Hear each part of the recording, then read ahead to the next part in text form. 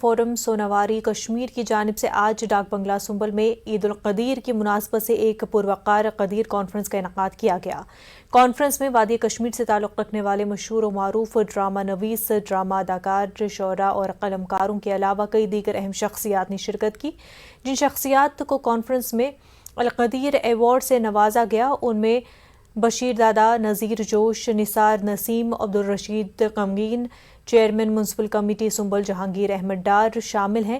ایوان صدارت میں پروفیسر محمد زمان آزردہ، پروفیسر اسماعیل آشنا اور سعید اختر منصور موجود رہے۔ کانفرنس کے آغاز میں inter cultural forum Sonawari Kashmir کے صدر سلیم یوسف نے خطبہ استقبالیہ پیش کر کے شرکاء مہمانوں کا استقبال کیا۔ تقریب کے دوران 2 کتابوں کی رسم و رونمائی بھی انجام دی گئی۔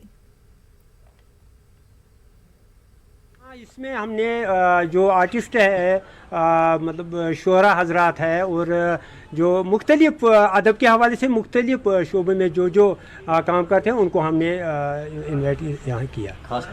خاص کر بشیر دادا صاحب جو تعارف کے محتاج نہیں ہے، اختر حسین ہے جو بالی ووڈ کے ایک ہونہار نوجوان ایکٹر ہے، اور اس کے علاوہ رشید غمگین صاحب جو ایک نذیر جوش بھی ہے جو مشہور ہے، ان کو ہم نے آج یہاں ڈاک بنگلہ سنبل میں یہاں جمع کر کے ان کو ایوارڈ سے نوازا۔